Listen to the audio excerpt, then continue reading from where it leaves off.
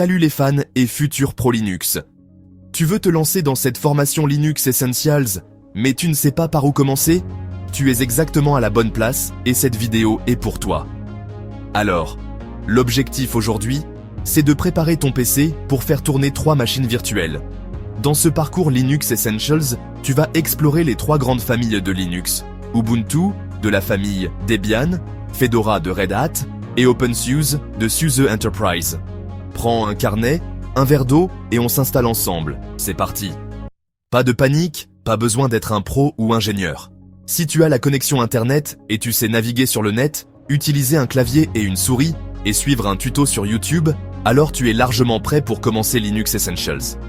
Voici les caractéristiques que votre ordinateur doit avoir pour faire tourner 3 machines virtuelles en même temps.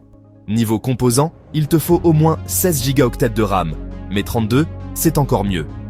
Pour le processeur, 4 cœurs avec VTX ou AMD V minimum, idéalement un i5 ou i7 ou encore un Ryzen 7.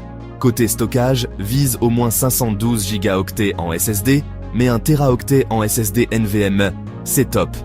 Pour le réseau, un Wi-Fi stable suffit, mais l'Ethernet ou connexion par câble est recommandé. Petit conseil, pense à activer la virtualisation dans ton BIOS, c'est-à-dire VTX ou AMD V.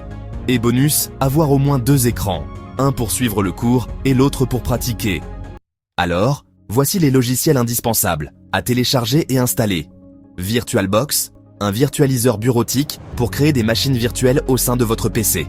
Les images ISO de Ubuntu, Fedora et OpenSUSE, et bien sûr un navigateur, comme Chrome ou Firefox. Et pense aussi à Notepad++ ou VS Code pour tes notes et scripts. Ensuite, n'oublie surtout pas d'activer la virtualisation dans ton BIOS. Franchement, l'organisation de votre espace de travail égale efficacité.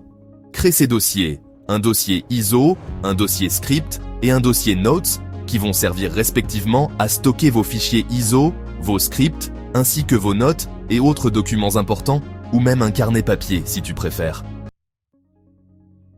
Dans la prochaine vidéo, nous allons procéder à la démo sur le téléchargement et à l'installation des logiciels. N'oubliez pas de me laisser des commentaires et surtout, abonnez-vous et likez pour ne rien manquer.